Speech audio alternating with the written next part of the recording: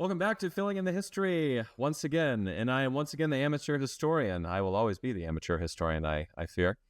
But yes, today we are going to be going into several sections of the Doctrine and Covenants and a couple of letters. So we're going to be spanning the time of sections 85 to 87 in the Doctrine and Covenants. Our next episode is going to be section 88, which is one of the longest sections that we have in our modern scripture by verse count. Anyway, it's very, very long, so that's going to be on its own.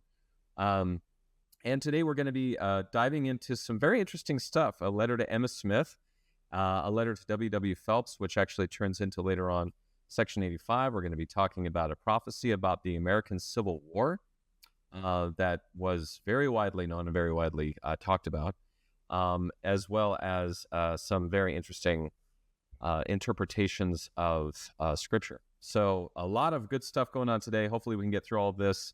There's a lot of little details, and I'm going to try to make this interesting, so bear with me here. So the first thing that we get, and this is one of my all-time favorite stories. I really enjoyed this when I read this for the first time years ago, when I read the Joseph Smith papers. This is a letter to Emma Smith in the handwriting of Joseph. Again, this is entirely just him writing a letter.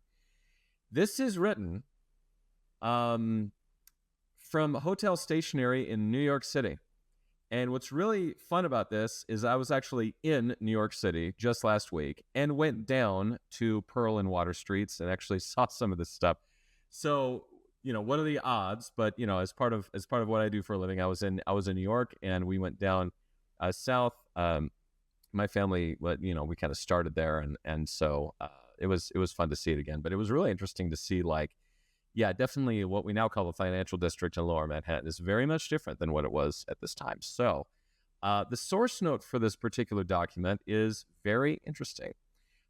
It says this: the document includes 2 autographed signatures. It was apparently received and kept by Emma Smith. The presence of the Willard Richards docket, which is written here, suggests that the letter was kept for a time in Joseph Smith's office in Nauvoo, Illinois. The document was apparently returned to Emma Smith because it came into the possession of the reorganized Church of Jesus Christ of Latter-day Saints, now the Community of Christ. A late 19th century printing of the letter in the periodical of the reorganized Church of Jesus Christ of Latter-day Saints and late 20th century archival correspondence indicate continuous institutional custody. In 2024, along with a lot of other stuff, the Church of Jesus Christ of Latter-day Saints acquired the letter from the Community of Christ, and it is now held in the Church History Library in Salt Lake City. So this was a cherished letter by Emma Smith and her descendants, who were mostly involved in the reorganization. And only until last year, just as of this recording, it is 2025. As of 1 year ago, I think barely a year ago, this actually fell into the hands of the church by purchasing of a ton of documents, as well as the purchasing of the Kirtland Temple itself. So from that, we get Joseph Smith revisions, we get Revelation book, we get Revelation book 1, I should say. We get a lot of documents, including this letter. So this was a major purchase for the church. And my most humblest, awesomest, whatever you want to call it, thanks to these people for preserving a marvelous piece of history so well. They were just absolutely fantastic with it. And I hope that the Church History Library continues the same thing. So really wonderful. Anyway, an historical introduction to this letter. It says this. This is the editors from the Joseph Smith papers. Says, Joseph Smith wrote a letter to his wife Emma on the 13th of October, 1832, from a hotel in New York City, New York. Joseph Smith's letter indicates that he and Newell K. Whitney had been staying at the hotel at least a couple of days.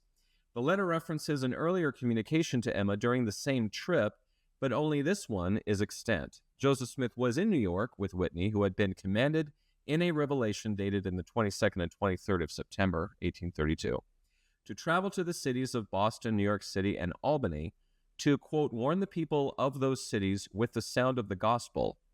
To fulfill the revelation, as Whitney later remembered, he and Joseph Smith left Kirtland probably sometime in early October and traveled to New York City, Providence, Rhode Island, Boston, and throughout New England. According to a later Joseph Smith history, the entire trip was a rapid journey. And isn't that the truth? So what really happened on this mission, or what was this trip all about? Well, further into the historical introduction we get, as this letter to Emma mentions, Joseph Smith preached in New York as well. Much of the time on the trip, however, was spent purchasing goods for Whitney's Kirtland store, which was designated as a storehouse for the church under the governance of the United Firm. Joseph Smith and Whitney may have also attempted to negotiate a loan for the firm, but if so, they were apparently unsuccessful. While in New York City, Whitney and Joseph Smith stayed in Lower Manhattan at the Pearl Street House and Ohio Hotel, located at 88 Pearl Street. Pearl Street ran over a mile between the East River and Broadway, from the Battery to a point 1 block from the Five Points, if you've seen Gangs of New York. Anyway, where it arced into the west until it intersected Broadway. According to an 1834 guidebook, the street featured numerous spacious warehouses and was the principal seat of the dry goods and hardware business, which could not be farther from the truth today. So now today, this is the kind of building that you would see in the same place. That hotel is long gone, but it was a majorly big, huge hotel, one of the biggest apparently in the world. It was enormous. And of course, back then it was like, oh, it's dry goods and hardware. And yeah, none of that. It is all financial stuff, old banks converted into apartment complexes and all sorts of stuff. I've actually gone to an engagement party at the top of one of the Water Street apartment complexes down there. So yeah, pretty much different from what it used to be. But that's where we are, Pearl Streets and Water Streets. And wouldn't you know it, about, I don't know, I would say about 4 or 5 days ago, I was actually standing there. So that was kind of fun. Anyway, further into this Joseph Smith, the historical introduction here, it says, although Joseph Smith in his letter expressed wonder at New York City and its great inventions. Yeah, you haven't seen anything yet, Joseph. Anyway, he also reflected negatively on the inhabitants of the city, perhaps because the 22nd and 23rd September revelation intimated that they were in the throes of wickedness. The letter and its lengthy postscript give a glimpse into Joseph Smith and Whitney's activities in New York City, including Joseph Smith's discussions of religion with a young man he met in the city and Whitney's work in selecting goods for his store. Joseph Smith also wrote of his desire to be with his wife Emma and daughter Julia, and of his concern for Emma's condition. Joseph Smith had left his wife in an advanced state of pregnancy in Kirtland, since the couple had already lost 3 children shortly after birth.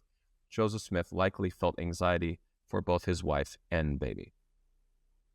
I would say, too, that a very popular thing that I haven't been able to corroborate myself, but I'm the amateur historian, is Trinity Church, the organ of which was damaged during the September 11th attacks. And that has been, it's still in the process of restoration, but apparently Joseph Smith actually preached at Trinity Church, which is a pretty major fixture down there, including there's John Mason is buried in the cemetery right next to it. It's a very important piece of history down there. And finally, what we get from the historical introduction, this letter is one of a few extant letters written entirely in Joseph Smith's own handwriting. Addressed to Emma Smith in Kirtland, the letter bears a New York postage mark dated 13 October on the wrapper. Emma apparently received the letter and kept it in her possession, though it may have been kept for a time in Joseph Smith's office in Nauvoo. It was evidently passed down to her family and later into the custody of the reorganized Church of Jesus Christ of Latter-day Saints, which is now called the Community of Christ. So a very different New York than we have today. So in 1830, New York City had 202,589 residents. This did not include Brooklyn, which had another 12,406. So today, and there was all the boroughs of New York were sort of put together when they were trying to not get Theodore Roosevelt elected. And that gerrymandering that they did was never undone. So the 5 boroughs are still part of New York City proper. But I think now the metropolitan area has 25 million people. I mean, so this is a very different city from back then. And finally, we get from the historical introduction, when did Joseph return? Well, Joseph Smith stated that he returned from his trip on the 6th of November, immediately after the birth of my son, Joseph Smith III. So to kind of tie a couple of things together, and I would say this in respect to the Community of Christ today, Joseph Smith III was born right after this letter was written. And so this letter was written, Joseph did his thing, came back home, basically saw his firstborn son immediately after he was born. So that is a bit of a timeline. And Joseph Smith III became a very major leader in the reorganization, and the first leader, I would say, of the reorganization. So it's kind of fun how this stuff ties together. So let's get into it a little bit. Again, I kind of focus in on these letters because you don't get a whole lot of them. In fact, if memory serves, this might be the last one that we get. So I focus in a little bit more. I hope you don't mind. But from the content, we get this. He says in his letter, "I am determined to lift up my voice in this city and leave the event with God, who holdeth all things in his hands, and will not suffer an hair of our heads unnoticed to fall to the ground.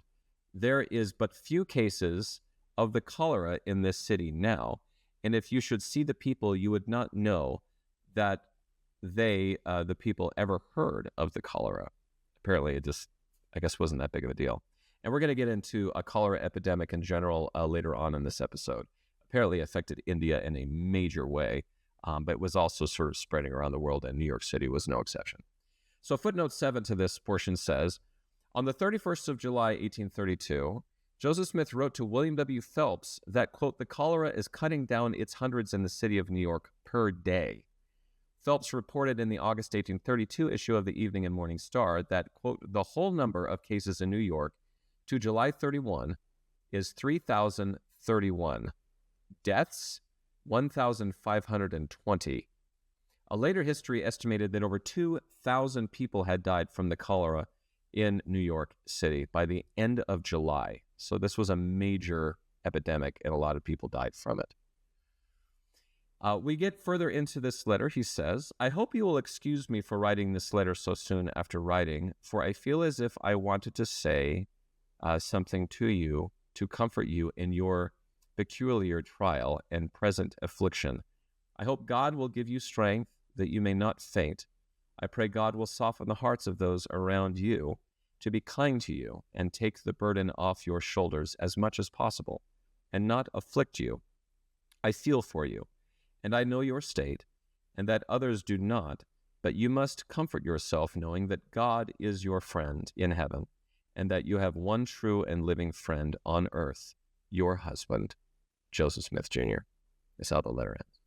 So footnote 8 to this, which I find very tender, says, while Joseph Smith traveled, Emma Smith stayed in Newell K. Whitney's white store, where she and Joseph Smith had moved the month before Joseph Smith penned this letter. Later in 1832, when Joseph Smith was in Missouri, Emma attempted to lodge with the Whitneys, but Sarah Smith, the aunt of Newell K. Whitney's wife, Elizabeth, refused to let Emma stay with the family, citing a lack of space. As a later Joseph Smith history explained, Sarah said Emma, quote, "should go away, for there was not room enough for both of them." By fall of 1832, Whitney had remodeled his white store and established a living space for Joseph Smith and his family that would not infringe on anyone else's space. Now, again, Joseph Smith, Emma's in a very advanced state of pregnancy here, and so the fact that another woman would kick her out because there's no space is a little harsh, I think, but I don't know the whole situation. But Emma was going through some serious stuff, and so for Joseph to leave at this point was rough. So that's the letter. That is a letter from New York City, the Ohio Hotel, New York City Hotel stationery that he wrote on. And it was kind of fun. Like I said, I was there just a couple of days ago. And I was thinking about you. So, and Joseph Smith's history at the same time. Anyway, we get a couple of very brief things after this letter. One is the minutes of a meeting where John Boynton was ordained an elder. So there was apparently a meeting, they gathered together, and he was ordained. We then get a letter to W Phelps, William W. Phelps. This later turns into what we call Section 85. And this is a bit of a mess, to be honest with you. Usually there's some clean copies. This letter, things are crossed out and things are out of order in the original copy. Later on, it becomes a little bit more of a solid thing, but this was a mess to research. I will say that. This is a letter written to W Phelps. It is written in the handwriting of Frederick G. Williams, and the last portion of it is actually in Joseph Smith's own hand. And the copy that we make here is actually found in a letter book. So this letter book was basically, they would write a letter, they would make a copy of it into a letter book, and then they would send the letter off. And so that's what we have. We do not have the extant original letter. It says letter first at the top as well as page 1. So this is letter book 1, very first thing you get. So I found this interesting. It is 4 pages long, and it is kind of a hot mess. So we're going to take some of the order of the content from the Evening and Morning Star and from the manuscript history, because they're a little bit more in line with what you would read today in Doctrine and Covenants as we have it now. So the copy, there's also a copy made. So this original book, there's a lot of corrections and redactions, and Joseph Smith sort of maybe copied down the wrong things at the wrong time. Anyway, it's the first thing they write in this book, so I'm sure they needed to get their order together. But we also have a copy of this in the 1832 Evening and Morning Star, and this one matches what you see today, except for at the very end, we get some additional content. Now, what this is at the very end of this, what you get is, hey, if you're not consecrating your property, you don't get an inheritance, you don't get to be a part of all of this. And then it cites a scripture from the book of Ezra, 2nd chapter, 61 and 62nd verses. And the only difference that we get from the Evening and Morning Star that you don't see today is that it just reads off what the scripture is. And I quote, "And of the children of the priests, the children of Habiah, the children of Koz, the children of Barzillai, I'm not sure. Anyway, which took a wife of the daughters of Barzillai, the Gileadite, and was called after their name. These sought their register among those that were reckoned by genealogy, but they were not found. Therefore were they, as polluted, put from the priesthood." And the idea was that, look, if you're not going to be a part of this, then you don't get to be a part of any of it. So the only thing the Evening and Morning Star does is quote the scripture itself. So if you'd like to go back to Ezra chapter 2, verses 61 and 62, then be my guest. That is what they are quoting. The manuscript history also appears, as we see in the Doctrine and Covenants, and that makes sense because the original Doctrine and Covenants for a very long time, up until 2013, was based on the manuscript history. So that's what you get. So a little bit of the circumstances surrounding this. So letter book 1 copies this as letter 1 and gives you the date. That's all you get. Not really an introduction, but we are extracting portions of a letter. So the best that we can do as far as an introduction, that we're just kind of extracting portions of the letter itself, because it's not like "Thus saith the Lord," sort of revelation like we get in the other Revelation books. So we get a couple of things, and I'll pull these out. Joseph does write this: "Brother William, in the love of God, having the most implicit confidence in you as a man of God, having obtained this confidence by a vision of heaven, I will proceed to unfold to you some of the feelings of my heart and proceed to answer the question." Now, there are 2 questions that are asked, and these are the answers. Now, you don't see these in this section as you get them today in section 85, but this is how it was originally written. So he then proceeds to give the first answer, which is to keep a history of the church record, plus a record of consecrated properties and inheritances, and also the way the saints live their lives, which I thought was interesting. The second answer to that question was, people who don't obey consecration are not on the records of the church. Punishments and warnings for those who fight against Zion and her leaders are sort of enumerated as not very good. You don't want to do that, basically, according to this section. And according to this letter in this revelation. Now, the firsts and the seconds and all those sort of like, hey, firstly this and secondly that, those have been removed from your current copies. But that's what it originally was. In the Evening and Morning Star, we get kind of an introduction to this, which says, "In relation to the consecrating and continuing worthy and faithful to the end, we make the following extract of a letter." And this is the William W Phelps letter. The manuscript history gives us a little more. It says, "I continued the translations and ministering to the church through the fall, accepting a rapid journey to Albany, New York, and Boston," which we have a letter from New York, "in company with Bishop Newell K. Whitney, from which I returned on the 6th of November, immediately after the birth of my son, Joseph Smith III. In answer to the letters received from the brother in Missouri, I wrote as follows." And the introduction that I've just given about, William, you're a man of God, I trust you with these things, that is copied over in this in the manuscript history. So the manuscript history sort of lifts that from the letter book number 1 and places that here. So we've already read that. And we get a little more from the historical introductions. So the editors of the Joseph Smith papers have given us this. It says, the letter presented here reflects the continuing difficulties between Joseph Smith and leaders in Missouri. Although Joseph Smith expressed consternation about some of the leaders, he also conveyed satisfaction about Phelps's devotion. Such praise was in stark contrast to a 31 July letter that chastened Phelps for his cold and indifferent manner. So, maybe things are getting better, but there's still a bit of a conflict here. Now, of the 810 people to this point who had moved to independence, some of them would not consecrate their properties and therefore didn't get inheritances. And so a little further into our historical introduction you get, in writing to Phelps, Joseph Smith highlighted the need for the church to maintain the system of consecration in Zion that previous revelations had established. He explained to Phelps that the Lord's clerk, John Whitmer, was to keep a book of the law of God to record the names of those who consecrated their property and received their inheritance. Individuals who did not comply with the consecration commandment were not to be listed. In this way, the church could keep an orderly record of consecration and of inheritance distributions, which makes a ton of sense. If you're talking about money and property, you've got to have some sort of a record. I kept wanting to say record. I don't know. Anyway, record.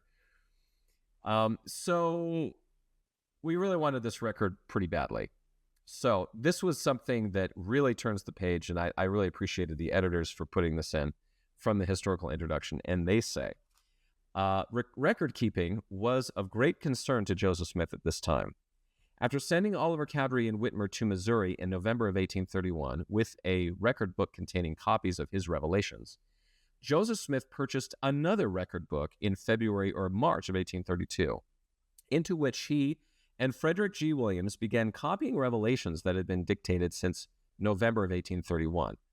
Probably only a few months before writing this November letter to Phelps, Joseph Smith composed his first history, quote, the history of the life of Joseph Smith, Jr., an account of his marvelous experience, and also an account of the rise of the Church of Christ in the eve of time. In this July 1832 letter to the Missouri Saints, Joseph Smith instructed Phelps to remind Whitmer of the need to, quote, keep a history of the church and the gathering. Moreover, the same day that Joseph Smith composed the November letter to Phelps, Joseph Smith purchased a record book and began his first journal, quote, for the purpose to keep a minute account of all things that come under my observation, etc. Instructing Phelps and Whitmer about keeping a book of the law of God fits with this general pattern of maintaining records. However, if Phelps or Whitmer kept such a record at this time, it is not extant. So even after all of that, that book was never actually made. So I think that's kind of what's interesting. And by the way, everything I've just read to you, all these books that Joseph starts buying and they start using and they start putting together, they constitute much of what most, if not all, basically, of what our episodes have covered up to this point. So the Revelation books, the letter books, the journals, the histories that he wrote, all of those things, we've already gone through all of that. That's everything leading up to this point. So just to kind of give a sense of where we are in the history. A lot of what I have been talking about kind of chronologically starts right about now. So I just to kind of give that little context. The original of this, however, has not been located. Now, there is one small difference in the current section headings, and that is that in 1981, we called him W Phelps, and we call him William W Phelps in 2013. So I hope that doesn't upset any of you or shake you to the core. Anyway, so that's all you get out of current section headings. So really not a whole lot of change there. All right, so let's get into a little bit of content and footnotes of this. It is the last part of page 1, which is crossed out, and most of page 2 is crossed out until we get to, secondly, it is contrary to the will and commandment of God that those who receive not the inheritance by consecration, etc., etc., etc.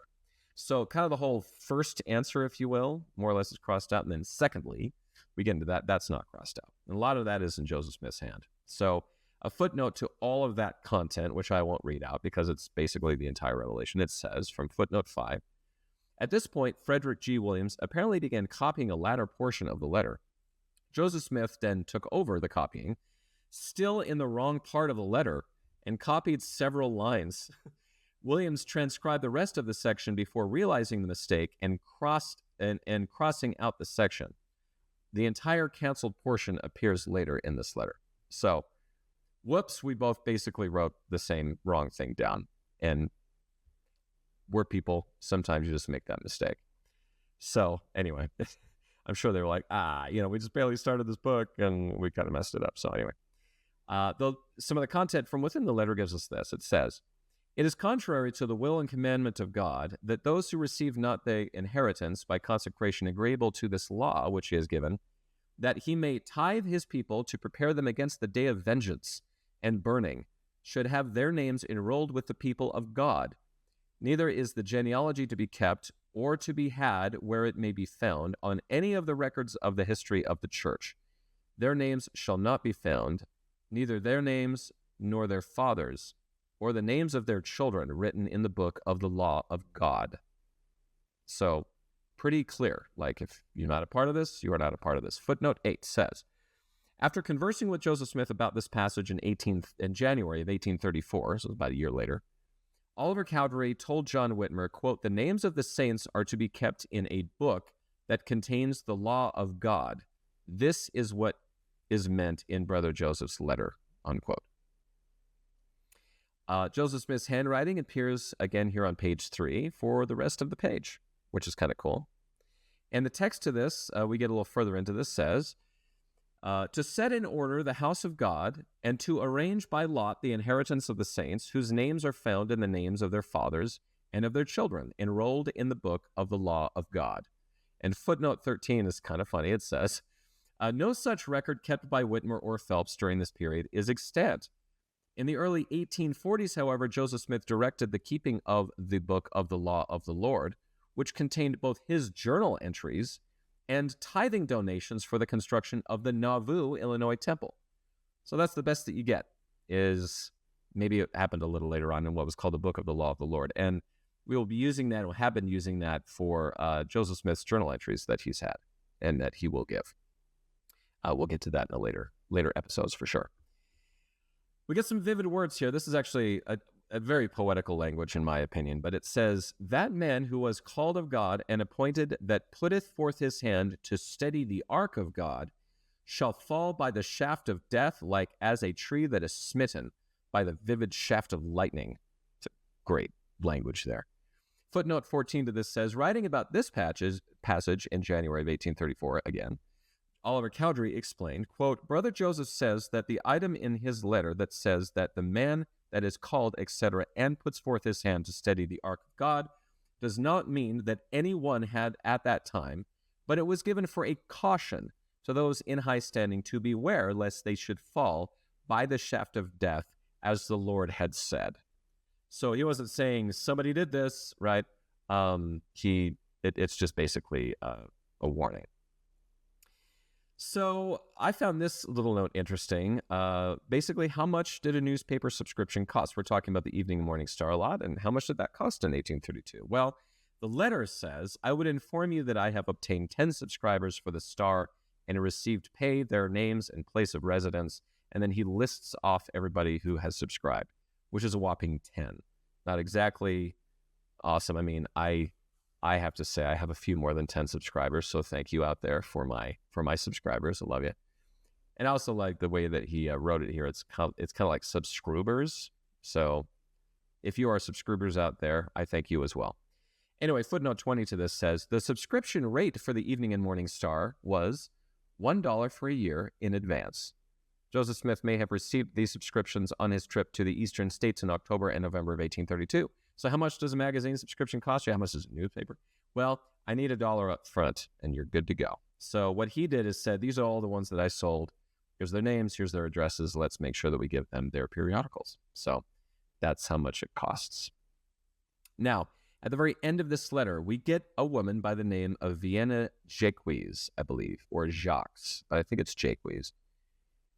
We get this from the letter itself. Vienna Jacques has not received her papers. Please inform her sister Harriet that she is well, and give my respects to her. Tell her that Mr. Angel's brother came after her, and the child soon after she went from here. All he wanted was the child. So what is going on here? Well, Vienna Jacques has a very, very interesting story. So we're going to dig in a little bit into that. So this is footnote 22. It says, Vienna Jacques' sister Harriet was married to a Mr. Angel. In July of 1832, Orson Hyde and Samuel Smith stayed with the Angels near Providence, Rhode Island. Although Angel was at first friendly to the missionaries, his feelings changed when Harriet expressed her desire to take their 11-year-old child to Zion in Missouri. Hyde and Smith initially counseled Harriet to stay with her husband, even though it was clear he had abused her in the past. Quote, but when he turned against the work, we concluded that if the way opened, that it was best for her to go, unquote. This letter indicates that Harriet and her son did indeed go to Missouri. Whether Jacques traveled with them from New England to Ohio is unclear, but the information in this letter implies Jacques may have been in Ohio in fall of 1832. Jacques did not move to Missouri until 1833, so, about a year later. So this brings up a very interesting thing that I may say is still held today. Missionaries do not break up families. And what's tough about it is, at what point do you intervene just as a human being to another human being in terms of things like, even abuse. But in this case, when it started combining and it seems to me that they're kind of saying, okay, this might be your way out of an abusive situation. That's when they may have changed their minds. There's not much given there, but it is what it is. So I thought that was very interesting because these kinds of rules are still held by the missionary program of the church today, which does not just include 19-year-old, 20-year-old people. This includes, senior couples and all sorts of stuff. This is a very strong thing that we use today. So I find it interesting that this had its origins in the very early days of the church. So Vienna Jacques is very interesting because she's actually kind of in the thick of things. And I would even argue that if you've ever seen films made by the church, usually Vienna is sort of absorbed in a couple of imaginary characters that sort of live through this history. Because she is present for a lot of very interesting things. So I pulled this from the appendix of the biographical directory of the Joseph Smith Papers. And it says that Vienna went on to Kirtland, consecrated herself, and received an inheritance in Missouri. So she actually participated in this. She attended to the camp of Israel during their period of sickness.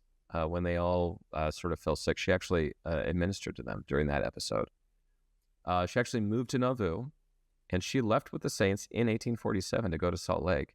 She arrives in the Salt Lake Valley in October of 1837 as one of the very first companies. So she's not July of 1847, but just a few months later. So she was one of the first. And she actually is buried. She passed away and was buried in Salt Lake City itself. So this is a woman who went through the entire adventure, Kirtland, Nauvoo, Camp of Israel, all the way through to Salt Lake Valley. So very, very fascinating. And that is our first part. I did want to mention one thing that comes from this section, which is kind of strange. So I'm just going to read this off because this has never really been answered, and I thought this was interesting. So what is currently called verse 7 is from this same letter, and it says, "And it shall come to pass that I, the Lord God, will send one mighty and strong, holding the scepter of power in his hand, clothed with light for a covering, whose mouth shall utter words, eternal words, while his bowels shall be a fountain of truth, to set in order the house of God, and to arrange by lot the inheritances of the saints, whose names are found in the names of their fathers and of their children, enrolled in the book of the law of God. And then it says, while that man who was called of God and appointed putteth forth his hand to steady the ark, shall be, smitten by the vivid shaft of lightning. So very interesting. There's been some people throughout the history of the church leading up to like from then to, now 2045, but sort of claimed to be this person clothed with light and power and all this stuff. To me, the interpretation of this, amateur historian, to me, the interpretation of this is that there's a guy out there that's going to be kind of enforcing this consecration of properties and kind of making this done in Zion. But apparently that was never needed because it's never really come to pass. So we don't really have an identity of who this person is. Some people might even just say that it's maybe Newell K. Whitney as the bishop, or maybe it's Joseph as the prophet. I don't know. But just wanted to point that out, that one's been misinterpreted through the years by different things. And I won't get too much into that, but kind of one of those unanswered things about this section that we have from this letter. So that's all we have for part 1. Stick around for part 2. We're going to be talking about the next section, 86, as well as some other interesting letters and notes that we have. So yeah, stay with us. All right, continuing on with part 2, we're going to have 2 very brief meetings, and then we're going to get into section 86 as we have it today. So the first meeting, again, these are very brief. This is at the beginning of December 1832, kind of wintertime here, where Noah Packard is ordained as a priest in the church, and that was performed by Joseph Smith. So he was ordained to be a priest, which is the highest level of the Aaronic priesthood, technically speaking, although a bishop is still in there. And then the next thing we get is a 5th of December, so 2 days later, early December, in 1832, where Solomon Humphrey kind of came to the prophet and said, I wanted to know the will of God for him. And it was called on a mission commencing in Parkman, and Noah Packard is supposed to be his companion. And then they go where the Spirit directs them. So they go to this place called Parkman, and then from there, apparently it doesn't really matter where they go, and the Spirit directs them. And so Solomon Humphrey and Noah Packard are mission companions. And that's kind of a rare little moment where there's just kind of one thing after another, with Noah Packard being a priest at the time. So that was interesting. And then the next thing we get is going to be section 86 of the Doctrine and Covenants. Now, the earliest copy that we have is in Revelation Book 2, so this is Frederick G. Williams' handwriting. And we get a small contribution from Joseph Smith right at the beginning where it says, to go into the covenants, written instructions. So that means that this made it into the 1835 Doctrine and Covenants. So that was Joseph Smith's own hand. Takes up 2 pages. We also get a copy in Sidney Gilbert's notebook, and it is called by him The Parable of the Wheat and Tares. And that's what this section is all about, is interpreting the parable of the wheat and tares. Revelation Book 1 has a copy with instructions given at the end. With introductions given at the end, which is a little bit of a difference. So, there's a kind of a, hey, revelation at this time or whatever. And then the revelation happens. And at the very end of that, it says, Kirtland Mills, December 6, 1832, given by Joseph the seer and written by Sidney Rigdon, the scribe and counselor, and transcribed by Frederick G. Williams, assistant scribe and counselor, and copied by Orson Hyde, the clerk of the presidency, and recorded by John Whitmer by the Lord's clerk. Don't you forget it. So, kind of an interesting thing where the explanation of what this is all about is given at the end. So that's Revelation Book 1. It does make it into the 1835 Doctrine and Covenants, as I said before, as section 6. So this is close to the front, which means it was kind of deemed a little bit more important. And we get a copy of this in the manuscript history, which we will get to in a second. So some introductions to section 86. Revelation Book 2, our most original copy, gives us this. It says, a revelation explaining the parable of the wheat and the tares. That's it. The rest of the introduction is given at the very end. It says, Kirtland, December 6th, A.D., 1832, given by Joseph the seer and written by Sidney Rigdon, the scribe and counselor, and transcribed by Frederick G. Williams, assistant scribe and counselor. And that's what you get from that. Gilbert's notebook simply gives parable of wheat and tares. Revelation Book 1 has the exact same thing as Revelation Book 2, so no difference there. Doctrine and Covenants, it's simple, but it does spell out it is on priesthood. So this is a very specific thing there for the Doctrine and Covenants. Manuscript history doesn't give a whole lot. It says, on the 6th of December, 1832, I received the following revelation explaining the parable of the wheat and the tares on priesthood. And away we go. And there is no difference in the modern section headings to this. So what we're going to have to get is our rest of our detail from the historical introduction of the Joseph Smith papers. Historical introduction says this. Joseph Smith wrote in his journal that on the 6th of December, 1832, he spent part of the day translating or working on his revision of the Bible. It is not known whether he was working that day on the New Testament revision or the Old Testament revision, but on that same day, he, quote, received a revelation explaining the parable of the wheat and the tares. It's actually spelled tears, hopefully not tears, found in Matthew 13, suggesting that they may have been working on the New Testament. When Joseph Smith worked on that parable more than a year earlier while revising the New Testament, he made few significant changes. And most of those changes, by the way, are having to do with the order of operations. Like, do you gather the wheat and then gather the tares and then throw one in the one place and the other and burn them? And that is the sort of changes that were made. So in this case, what Joseph Smith said is like, hey, the wheat's going to be gathered out. The tares are going to be left behind. Anything left behind is just going to be burned with the rest of the field. That's the major change there. So further into the historical introduction, we get, at some point, Joseph Smith and Sidney Rigdon changed the text of Matthew 13:30, which Joseph Smith had originally left intact, from, I will say to the reapers, gather ye together first the tares, to, gather ye together first the wheat into my barn, and the tares are bound in bundles to be burned. This inverted order followed the eschatological sequence of events outlined in a November 1831 revelation. The righteous were to flee to Zion and Jerusalem, leaving the wicked nations behind. So, a little bit of a difference there. So if you're not moving towards Zion, you might be in trouble, sort of idea. Footnotes in the introduction say this: an August 1831 revelation maintained the original order, with the tares being first gathered and then the wheat. That revelation explained that the wicked would be plucked out when Christ returned, implying that the righteous would remain. So that's what we get from the historical introduction and some changes that were made to a very, very important parable of the wheat and the tares. So content and footnotes for this are interesting. So just to kind of give a sense, a little bit of what this thing is all about. If you're not familiar with this parable, the parable of the wheat and the tares says that, at the last days, actually, it's just kind of like the sower soweth the field, and sowers go out and they sow wheat in this field, and then the enemy comes and plants tares. Now, tares are weeds that are also, I believe, poisonous to eat, so it's very dangerous to have those in with your crop. Then they want to reap the fields, and he says, hey, oh man, the enemy's done this, look at what they've done. And he says, well, if you pull the tares out, you're also going to uproot all the wheat, and the whole harvest is going to be destroyed. So just wait for a little while, let them grow together, and then when the time of harvest has come, it'll be easy to know who's who.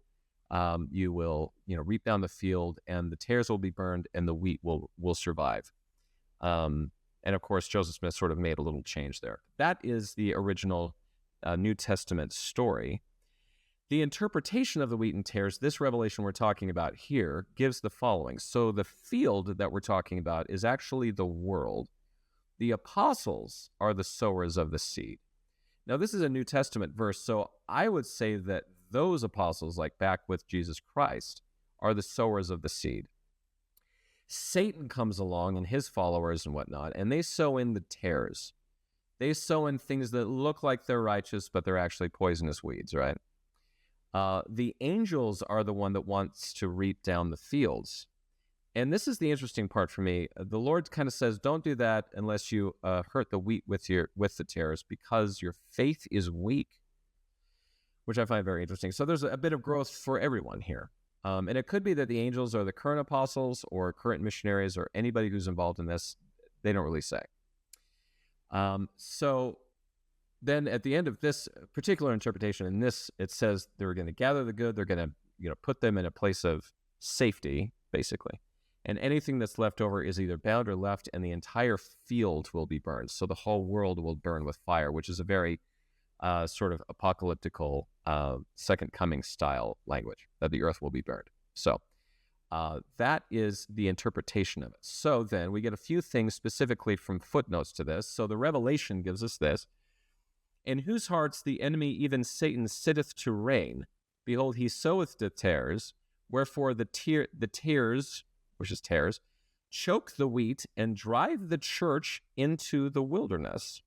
Footnote 5 to this says, Revelation chapter 12, verses 1 through 6, recounts John's vision of a woman crowned with 12 stars, who fled into the wilderness because she was persecuted by the dragon. Joseph Smith's revision of that passage stated that, quote, the woman was the church of God, unquote. An October 1830 revelation used the same imagery of the church being in the wilderness. The one-word answer to this that we call it today is the apostasy. So the idea is that the apostles were killed, the authority was gone, and the church was sort of driven into the wilderness, and nobody really had the whole truth during the apostasy before Joseph Smith performed the restoration, is the story here. Further into the text we get, behold, verily I say unto you, the angels are crying unto the Lord day and night, who are ready and waiting to be sent forth to reap down the fields. But the Lord saith unto them, pluck not up the tares, while the blade is yet tender, for verily your faith is weak, lest you destroy the wheat also. Therefore, let the wheat and the tares grow together until the harvest is fully ripe. Then ye shall first gather out the wheat from among the tares, and after the gathering of the wheat, behold, and lo, the tares are bound in bundles, and the field remaineth to be burned. So, footnote 6 to this says, in 1830, Joseph Smith explained that this passage meant that, quote, the wicked must soon be destroyed from off the face of the earth, for the Lord hath spoken it, unquote. Similarly, a January 1831 revelation warned that, quote, the angels are waiting the great command to reap down the earth, to gather the tares, that they may be burned, unquote. And further to this, footnote 7, the next footnote we get from this says, speaking of the time when Christ would return to the earth, Joseph Smith's 30th of August 1831 revelation explained that, quote, at the hour cometh an entire separation of the righteous and the wicked, and in that day will I send mine angels and pluck out the wicked and cast into unquenchable fire, unquote. So there you go. A bit of brutal language, but a lot coming from the New Testament about the interpretation, the symbolism of what the wheat and tares means. Now, we just had this with the book of Revelations. I believe that was section 77 as we have it today, of saying, what does this book mean? What does this mean? What does that mean? Whatever. And anyway, this is another instance of that. So that's part 2. Stick around for part 3. We're going to be getting into a prediction and a prophecy about the American Civil War that winds up happening, I would say, about 18 years after Joseph Smith is killed. So this is a very interesting section and something that is very widely shared. So stick around. Okay, part 3 is going to be kind of a short note, very short note, and then what we would now call section 87. And this is a very interesting section just in terms of kind of like paperwork and history. So the note that we get here is that Horace Kingsbury is ordained an elder on the 5th of December, 1832. So congratulations, Horace, on being ordained an elder.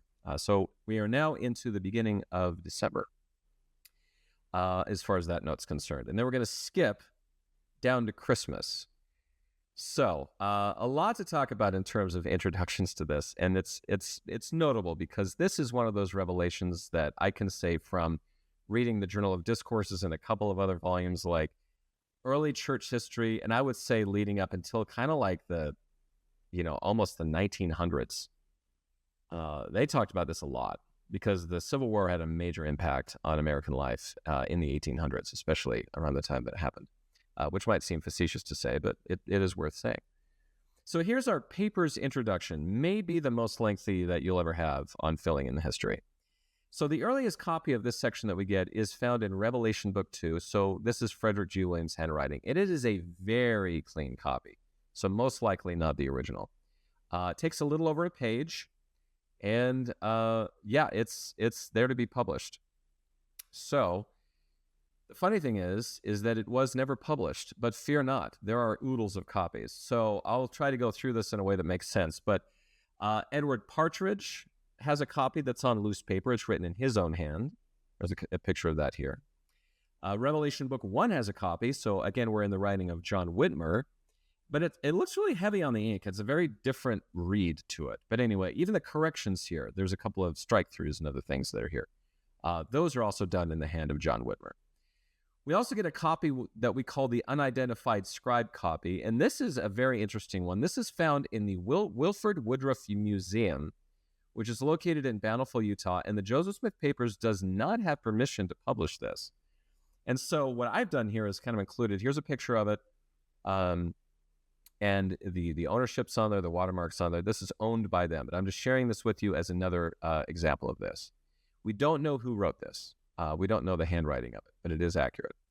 Sidney Gilbert's notebook also has a version of this. This is the handwriting of Sidney Gilbert, and there's a couple of other revelations we've seen from this little notebook. We get a second copy of this. There are two versions of this found in Revelation Book 1, and the second one, the intro that you get, the Organization of High Council, Kirtland, February 7, 1834, is written by John Whitmer. But for some reason, this is given again. So the rest of this is actually given in Oliver Cowdery's handwriting and includes all the corrections, which were also given by the same hand of Oliver Cowdery's hand. So basically, this is given a little over a year later. We're in December, basically Christmas of 1832. This is February of 1834. And so about a year. And as you can see, it's just another copy of it, but they did it during an organization of the High Council. So I found that interesting. William W. Phelps has a copy that he also had in his own handwriting. This is a loose page that we hold in the Church History Library. We get a copy in William W. Phelps's diary as well, and that's also in his handwriting. We get a copy from somebody named Lewis Dunbar Wilson, and this is the handwriting of Lewis. This is also held in the Church History Library, and it is trifolded like a letter, and if you flip it around, you'll see that it has an address and some math, just for fun. So you want to have some fun, I guess. Although my math teacher in high school said if I was ever having fun doing math, I've never really had fun. So you take that as you will. We also get Richard's Pocket Companion. We've seen this before. This is the handwriting of Willard Richards. That's hard to say fast. We get a copy that's Newell K. Whitney's hand. He has a copy there. This is part of those Isaac Grew papers that were donated to BYU. So that's also that stack, rears its pretty little head again. We also get one in what's called the Book of the Law of the Lord. And we've talked about this previously, how this book written really never happened until later. And so the handwriting here we get is Robert B. Thompson. He's kind of later on in the church, a few years later. And the other writers of this book I find are interesting. If we haven't reviewed this for a little while, we have Willard Richards, Robert B. Thompson, obviously, William Clayton, Erastus Derby, and Eliza R. Snow has her hand in this as well. So that's the Book of the Law of the Lord, and it includes this prophecy. The manuscript history, we didn't forget about you. That one has a copy of this as well. John Clemenson has a copy in his own hand, member of the church. Thomas Bullock has a copy in his own hand, and he has, just want to pause here, really great handwriting. Take a look at this. There's copy A and copy B. But that man writes like a boss. My goodness. Good for you, Thomas. He's got great, great handwriting. Howard and Martha Corey, power couple, part of the Lucy Mack Smith history that she made of Joseph Smith, her son. There's a copy of that in there. In all, we have 18 extant copies in the Joseph Smith papers for this. So that's what you get. And just so that you know how I do this in my research is whenever I'm looking at a revelation, I go back to the original because I feel like that's part of, why do we have these words? This is the most original copy that we get. And then right below that, you'll get a source note, you'll get a historical introduction, and then you get alternative versions. And these are usually contemporary to Joseph Smith's life or just afterwards. And so that's where I'm getting all of these from. So according to the Joseph Smith papers, we get 18, which is the most we've ever had on filling in the history. So you are a witness to history. Holy cow. It's amazing. Now, circumstantially to this, I'm going to go through and read every single one of these. No, I'm just kidding. I'm not going to do that. It's actually kind of easy when you break it down. The earliest copy we get, we're always going to do that, says this. It's Revelation Book 2. It says, a prophecy given December 25th, 1832. So Merry Christmas. We also get a different version from I think this is Revelation Book 1, which says prophecy or commandments given December 25th, 1832. So this sort of a prophecy or commandments thing. That wording is used in most copies, actually, or you don't get an introduction at all. So, rather than go through all 18, I will just tell you that all 18 basically either have nothing and they just light right into it, or they say prophecy or commandments, Christmas Day. So the manuscript history gives us a little bit more than that. It says, appearances of troubles among the nations became more visible this season than they had previously done, since the church began her journey out of the wilderness.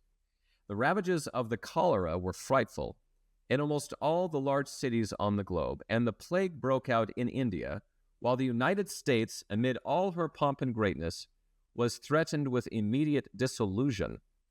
The people of South Carolina, in convention assembled in November, passed ordinances declaring their state a free and independent nation, and appointed Thursday, the 31st day of January 1833, as a day of humiliation and prayer to implore Almighty God to vouchsafe his blessings and restore liberty and happiness within their borders.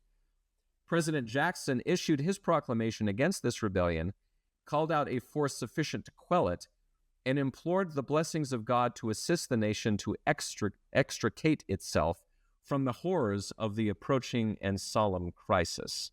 December 25th, 1832, Tuesday. On Christmas Day, I received the following. So his history is actually pretty accurate here. We get some section heading differences here in our current scripture. So from 1981, we get, this section was received at a time when the brethren were reflecting and reasoning upon African slavery on the American continent and the slavery of the children of men throughout the world. However, the 2013 changes this quite dramatically. It says, at this time, disputes in the United States over slavery and South Carolina's nullification of federal tariffs were prevalent. Joseph Smith's history states that appearances of troubles among the nations were becoming, quote, more visible to the prophet than they had previously been since the church began her journey out of the wilderness. So as you can see, we're quoting here a little bit more from the manuscript history. I would posit, and you'll see in a moment why I say this, that the 1981 version that a lot of us grew up with for a long time was actually Brigham Young's words and how he remembers this, even though he technically wasn't there for it. So anyway, historical introduction that we get to this is kind of fun. We get back to the Painesville Telegraph. We cannot get away from the Painesville Telegraph. They were printing articles about the issues between Andrew Jackson and the governor of South Carolina, and this thing called the Nullification Convention, meaning, hey, I know you've been tariffing us, federal government, but we're not going to put up with this anymore. So they're null and void. You can go take a long walk on a short bridge sort of thing. And it was starting to call out troops to protect Charleston. So from the historical introduction we get, not only did South Carolinians claim the right to nullify the law, they also stated their willingness to, quote, organize a separate government should the federal government try to enforce the tariffs in the state. So President Jackson responded, and this is Andrew Jackson, responded quickly to maintain the Union through the South, though the South felt like the government was treating them harmfully, so that northern states were more prosperous. So the South had a lot of the money, and a lot of that was due to slavery and a lot of their prosperity down there. And so a lot of people felt like the tariffs going on in the South were just to try to kind of bring them down so that the North companies and businesses and whatnot, people could be more prosperous. And this was the tension between North and South at this time. This obviously escalates to something else later on in American history. So it further into the historical introduction again, it says, because Painesville, Ohio was only about 10 miles from Kirtland, Ohio, it is probable that Joseph Smith saw or heard about the articles in the 21st December Telegraph within a day or so. These developments troubled Joseph Smith, who saw in them, the threat of the immediate dissolution of the United States. Indeed, the 25th December revelation predicted that rebellion on the part of South Carolina would lead not only to civil war and war among nations, but also to slave rebellions and an uprising of remnants of the house of Israel. This violence, combined with plague and other natural disasters, would ultimately lead to the full end of all nations. Using millenarian language, like from the millennium, would ultimately lead to, quote, the full end of all nations. Using millenarian language, the revelation casts such events as portents of the return of Jesus Christ to the earth. So, On top of this, again, we've kind of mentioned this before, but on top of all of this tension in the United States, you also have a cholera epidemic happening around the world.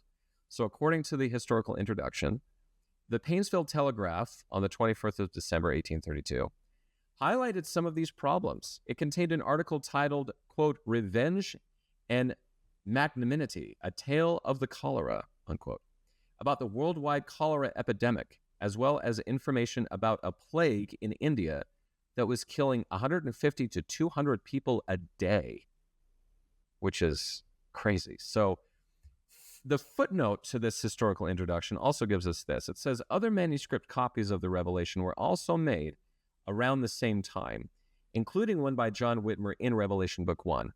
The Revelation was not published in the 1835 or the 1844 editions of the Doctrine and Covenants, in part, according to Brigham Young, because, quote, "it was not wisdom to put that in private escritoire," whatever that means.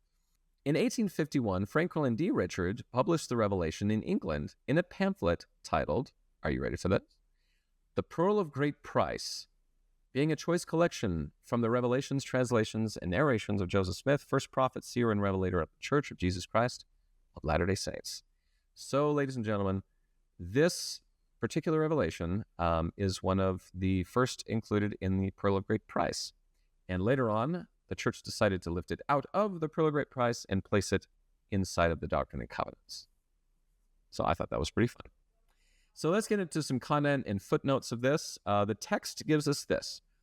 "Behold, the southern states shall be divided against the northern states, and the southern states will call on other nations, even the nation of Great Britain, as it is called, and they shall also call upon other nations in order to defend themselves against other nations, and thus war shall be poured out upon all nations." Footnote 4 to this says, in the wake of the Revolutionary War and the War of 1812, the United States continued to view Britain as both a political and economic rival in the Western Hemisphere. So this kind of emphasis on they're going to talk to Britain in the future means like they're going to go after sort of the enemy here at the time. And I believe our relationship is far better now. Anyway, further into this text we get, "And thus war shall be poured out upon all nations, and it shall come to pass after many days, slaves shall rise up against their masters, who shall be marshaled and disciplined for war. And it shall come to pass that the remnants who are left of the land will marshal themselves also, and shall become exceeding angry, and shall vex the Gentiles with a sore vexation." Footnote 5 to this says, Brigham Young, who was not present when the Revelation was dictated, claimed in 1860 that the Revelation was the result of serious reflections by the brethren about, quote, "African slavery on this continent, and the slavery of the children of men throughout the world. After much deliberation and reflection, etc., and being tolerably well acquainted with the customs of the North and South," he continued, quote, "the Lord gave a revelation concerning slavery. In August 1831, a slave named Nat Turner led a rebellion in southeastern Virginia that resulted in the deaths of approximately 60 white people and the execution of 21 black people, including Turner. Many white Virginians and other white Southerners feared that further rebellions would follow. So this had already begun. And as you probably heard in there, a lot of what we have in the 1981 version of the Doctrine and Covenants, I believe came from Brigham Young's mouth. And since he wasn't really there at the time, I believe that's one of the reasons why the church changed it to what it is today, based on a contemporary record of Joseph Smith. Further into the Revelation we get, "Also shall the inhabitants of the earth be made to feel the wrath and indignation and chastening hand of an almighty God, until the consumption described or decreed hath made a full end of all nations, that the cry of the saints and the blood of the saints shall cease to come up unto the ears of the Lord of Sabaoth, from the earth to be avenged of their enemies. Wherefore stand ye in holy places, and be not moved until the day of the Lord come." So footnote 9 to this says, Sabaoth is a Hebrew for hosts or armies. Lord of Sabaoth or Sabaoth is a militaristic title for God, which is used in Romans 9:29 and James 5:4. So this is not a kind God at this point. This is one that is marshaled for war. And footnote 11 to this further says, a March 1831 revelation discussed similar millenarian episodes and instructed my disciples to stand in holy places and not be moved. These holy places were apparently the Mormon communities in Jackson County, Missouri, and Geauga County, Ohio. Joseph Smith's revelations particularly designated Zion in Missouri as a holy land and as a refuge from the wars of nations. Now, the thing that I would add to this is that I believe this stand in holy places modern interpretation in the church today would include temples, that is a holy place, and the stakes of Zion, which is also called in a revelation the coverts from the storm. So those two things are sort of the ways in which modern Latter-day Saints would stand in holy places and sort of avoid all of these dangerous things from happening. So as you can see, like slaves have already risen up against their masters. There's been a massive instance of that in August. So what is that? 3 months previous to Christmas of that year. And the issues of the nullification convention and all of these things were kind of in process. And Joseph is learning from this through reading the newspapers, basically. And so this was not just in a bottle. This was not isolated. But it also is very well known. And just to kind of give an aftermath of this, which I'm going to severely truncate this, but the Civil War did actually happen. It was over the slave question, as this revelation sort of intimated, and many other things. I don't want to discount the other issues that were there. But slavery was a main part of it, and it lasted from 1861 to 1865. And many cite the beginning of the Civil War as the bombardment of Fort Sumter in South Carolina, in Charleston, South Carolina. And so the prophecy in that regard absolutely came true, very much so. However, the interesting thing is by this time, the Saints were expelled from the United States. So they were expelled from Illinois. They had settled in the Salt Lake Valley starting in 1847. So that means that 14 years after the Saints had left the United States, and of course, it's not like everybody came at once. I mean, this is going on over a long period of time. Then 1861 happens, and the United States is in a civil war that did not extend to territories that it didn't own, including Utah at the time, and California and Oregon country and all of that. So there is a lot, because of this, reading in the Journal of Discourses, which spans this time, the 1860s, 1870s, 1880s, they talk about this revelation all the time of like, Joseph told you so, this was a prophecy, this was a prophet, this has come true, and all that kind of stuff. So this was very widely known, as you can see from the 18 contemporary copies that you get. But for some reason, Brigham Young just didn't want it to be actually published. So it was never actually published in an official book for a while. I don't know if that was like, oh, you're inciting a war or something like that. It could have been any one of those things, but that is what you get. So this is a very fascinating scripture, section 87. Our next episode is going to be about section 88, which is a very long section, one of the longest that we have in modern scripture. But yeah, I hope this was interesting to sort of fill in some of the history surrounding issues leading decades before up to a civil war. Some people said it was incited by the inauguration of Abraham Lincoln. Others said it was all about Fort Sumter. Others said it was all about slavery. And there's many, many facets to this. But it was a massive, massive historical event in the history of American life. But it never touched the Western states as they are called today because they, didn't exist back then. So I hope you've enjoyed this episode of Filling in the History. We will see you next week. And until then, have a great week. We'll see you then.